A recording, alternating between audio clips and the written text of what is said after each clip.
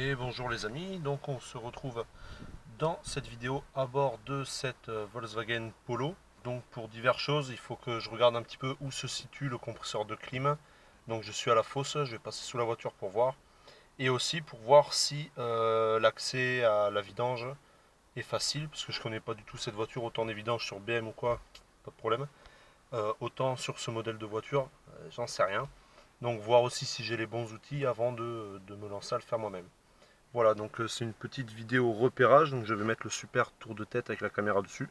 Comme ça, vous pourrez tout voir, tout suivre, en espérant que vous y voyez quelque chose, parce que dans la fosse, il fait assez sombre.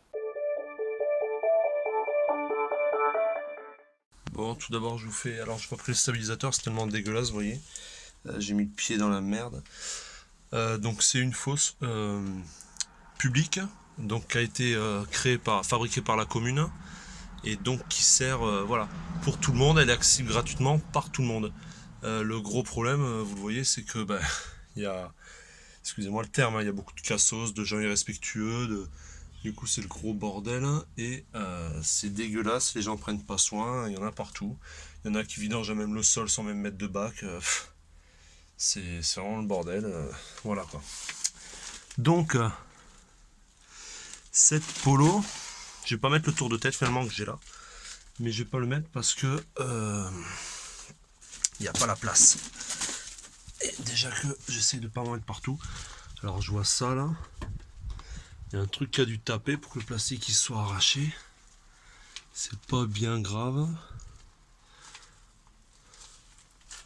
Oh. Oh, il y a une fuite là. Vous voyez, c'est tout gras. Pff, quelle voiture de merde, il y en a jusque là.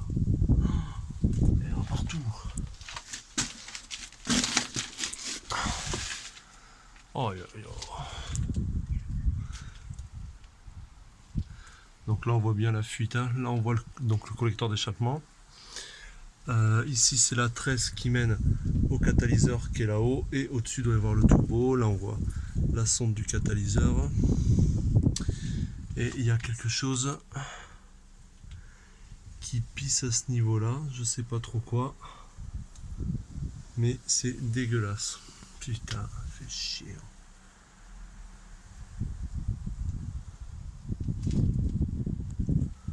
Alors est-ce que ça serait pas un cardan de boîte? Alors bien sûr ça, vous voyez, c'est de l'étoilé. J'ai pris de tout sauf de l'étoilé, je crois. Donc je pense pas que je vais pouvoir le regarder là. Je vais quand même essayer de jeter un œil. Et pour la vidange, il n'y a pas de trappe d'accès non plus. Donc il faut tomber cette grosse protection pour pouvoir regarder. Et j'ai pas ce qu'il faut sous la main. On va voir. Alors il y a un connard, j'ai l'impression qu'il veut venir à la fosse. Un connard, excusez-moi du terme, il est peut-être très gentil. Je vais voir si j'ai les outils pour démonter ça. Alors les amis, nous revoilà à bord de la Polo de l'enfer. C'est le matin, dimanche matin, il y a un soleil de fou, vous voyez. Mon pare-brise est dégueulasse. Donc j'ai pris les outils qu'il faut cette fois, j'ai pris du Torx. D'ailleurs, il faudra que je regarde ça aussi, écoutez bien. C'est affreux. Donc il faudra que je démonte le panneau de porte pour graisser, pour voir ce qu'on fait. Autre petite chose que je tiens à signaler. Je viens de croiser des gens. Excusez-moi, je fais le bordel. Je viens de croiser des gens avec un Touran ou un Touareg, bref, l'espèce de SUV de Volkswagen là.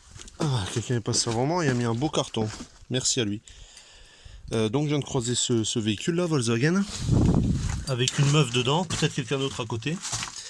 Et ils ont eu la super idée de foutre la gamine par le toit ouvrant. La petite gamine, je pense une dizaine d'années. Donc ça c'est comme les ceintures de sécurité, etc. Vous faites ce que vous voulez avec votre vie. Par contre, impliquez pas celle de vos gamins qui, eux, n'ont rien demandé, quoi. Voilà, donc c'était juste un petit coup de gueule message, voilà. Donc, je vais essayer de nous mettre de la lumière. Hop, voilà. Donc on retrouve ici, vous voyez qu'il y a bien une fuite. Il y a bien une fuite, là, le manchon de raccordement, et ça, c'est tout pourri. Je vais d'ailleurs le photographier. Voilà. Honnêtement, ça m'a l'air assez gras, mais pas récent non plus. Mais il y en a là par contre. Ça a l'air pas vieux quoi. Je sais pas. Je pense que ça va être le cardan qui propulse tout derrière. Donc bon, de toute façon, on va démonter, on va regarder ça. Pour le démontage, il va falloir déposer toutes ces vis là tout le long. Je vais pas vous garder avec moi, sinon ça va être compliqué, donc je vous reprendrai après. Ok, donc je viens de tout dévisser. Vous voyez, les vis sont là. Hop. Donc déjà, on voit pas de gras au niveau de la protection. Donc, putain, c'est tout gras là. C'est quoi ça? Ça c'est la barre stable ici qui est grasse là. Là ici on a un premier cardan qui est un peu gras mais qui n'a pas l'air trop dégueu. Là on a un autre cardan quand même qui est beaucoup plus noir. Je me demande si ça part pas de celui-là.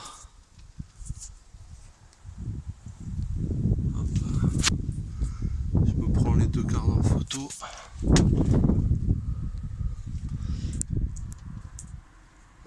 Non, ça vient d'au-dessus. Ah putain, je pense que c'est de l'huile. Je pense que c'est de l'huile. Au-dessus là, vous voyez, c'est tout noir. Là,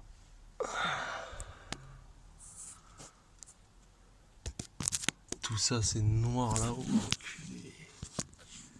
Je sais pas si vous arrivez à bien voir. Putain, qu'est-ce que c'est qui pisse? Et surtout, comment on va aller le chercher là-haut? Oh là là. Oh le bordel ce moteur. Bon, la vis de vidange est là. Vraiment une bagnole de merde. Ça, putain, ça pisse là. Je sais pas du tout ce que c'est, honnêtement. Pas du tout. Alors, putain, y a rien qui est accessible, c'est un truc de dingue. Hein. Oh, putain, je préfère 1000 fois bosser sur du BM. Hein. Alors là, ça, ça, je dirais que c'est, non, c'est le compresseur de clim qui est là. Putain, je vais pas le faire moi-même, le compresseur de clim. Putain de bagnole. Bon, ben voilà, je suis un peu plus fixé. Je sais même pas où est le filtre à huile. Peut-être c'est une cartouche qui est à l'intérieur. Faut que je voie par le capot. Je vais ouvrir le capot, on va se retrouver au-dessus. Bon, comment vous dire que je suis dégoûté. J'ai chaud, je transpire, je suis un peu pourri. Je sais service. Je vais reculer la voiture pour pouvoir accéder au capot sans tomber dans la fosse, bien sûr. Là, il suffit de regarder tout droit.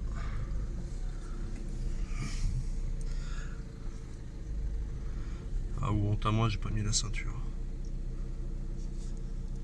Et la petite bosse. Hop là. Et on va faire gaffe, il y a des pierres au fond par terre. Voilà, comme ça on va être bien. Bon. Je ne cache pas que cette voiture me fait beaucoup de soucis.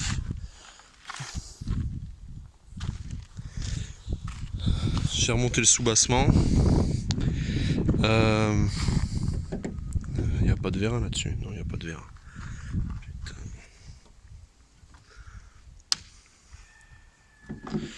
Je le dis, c'est la dernière fois que j'achète une bagnole comme ça.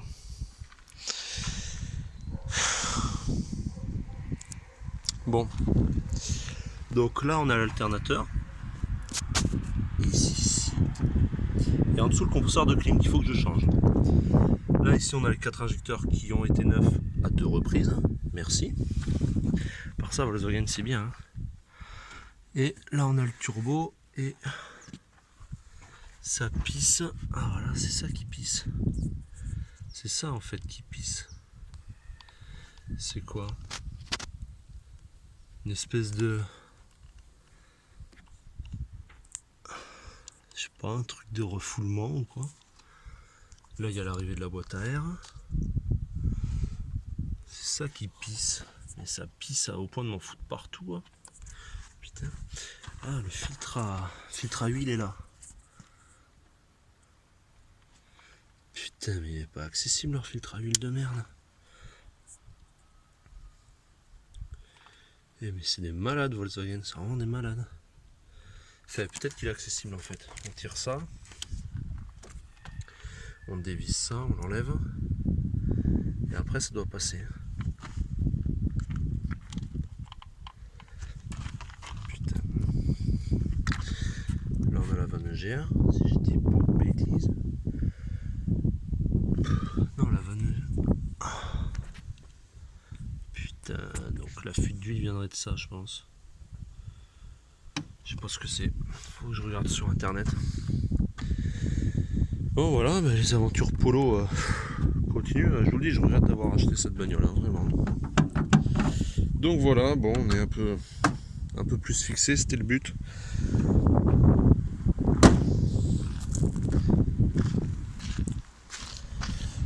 Oh, je vais quand même vous la filmer de loin pour que vous la voyez. Voilà, vous l'avez jamais vue.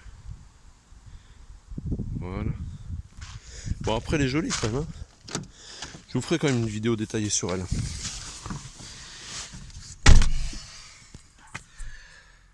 Enfin bon, en tout cas, c'est une voiture qu'on ne gardera pas, qui m'agace, et on n'a eu que des soucis avec.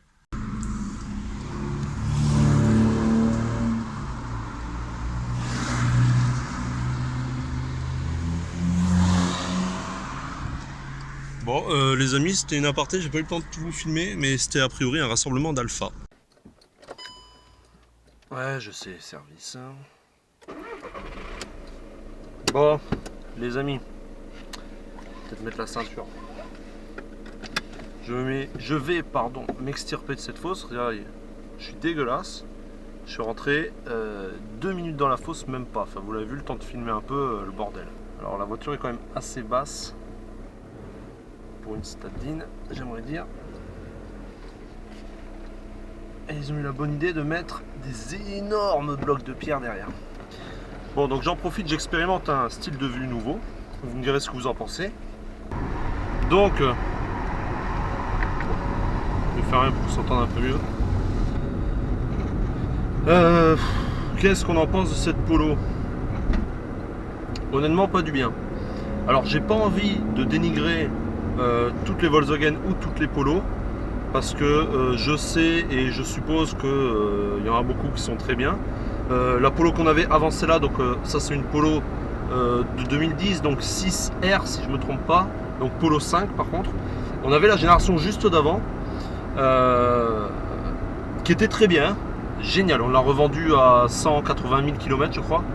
On a acheté celle-ci à 70 000 km, on a eu que des merdes, on a changé les injecteurs, on a changé le Neumann, le support de Neumann, des durites, et là vous le voyez, maintenant il y a cette fuite d'huile, il y a, je sais pas, il y a plein de trucs, ça me saoule. Donc voilà, là je fais juste un tour, manière de vous raconter ce qui se passe. Je vais rentrer à la maison. Soit prendre des outils pour retourner après dessous et voir, soit plutôt dire à ma femme comment c'est. Je vais voir déjà si j'ai des cartons, parce que retourner à la fosse sans mettre du carton par terre, c'est la guerre. Donc voilà, moi je suis très déçu de cette Polo, c'est vraiment dommage. Je pense qu'on s'est fait niquer en achetant cette voiture, hein. Je ne veux pas critiquer toutes les Polos. Je me suis déjà plaint à Volkswagen qu'on n'en a rien à foutre. À la concession, ils m'ont dit c'est pas de chance, vous êtes tombé sur une mauvaise série. Bah ouais, mais ça devrait pas arriver. Et ensuite, pardon, j'ai écrit à la maison mère qui m'a pas répondu. Donc j'ai écrit à Volkswagen France, qui eux, au début, ils ont supprimé mon message. Alors là, gros coup de gueule pour Volkswagen France, hein, et les services clients Volkswagen en général. Volkswagen France a supprimé mon message. Sans l'avoir lu. Par contre, ils ont été gentils, ils me l'ont dit. Donc j'aurais réécrit, mais en changeant le titre, au lieu de mettre réclamation, j'ai mis question. Parce que je pense que réclamation, ils ont dû supprimer tout de suite. Donc j'ai mis question. Et j'ai dit. Et je leur ai recopié mon message en leur disant que je suis pas content, nanana, machin bidule, qu'avec BM ça se passe pas du tout comme ça. Ils m'ont dit qu'il n'y avait rien à faire, c'était comme ça, point, j'abrège bien sûr. Et après, donc j'ai écrit en allemand et en anglais au groupe Volkswagen en Allemagne. Et pour le moment, j'ai eu aucune réponse, donc je pense qu'ils en ont rien à branler. Donc voilà, c'est super. Donc service client Volkswagen, feu de Dieu, de la furie. Donc tant pis pour eux. Je pense que ça va peut-être être la dernière Volkswagen qu'on aura. Faut que je puisse la réparer et ensuite la vendre, parce que je vais pas la réparer comme ça. Donc forcément, je vais y perdre de l'argent, vous vous en doutez. Mais bon, tant pis, on peut pas continuer à galérer avec une bagnole de merde. Et voilà. Donc bon, petit coup de gueule sur Volkswagen, et puis voilà, bon, c'est des choses qui arrivent. Donc une fois de plus, merci à tous d'avoir suivi cette courte et peut-être bizarre vidéo. Je vous invite, comme d'hab, à liker, à partager, à vous abonner. Et puis voilà, donc merci à tous et à bientôt.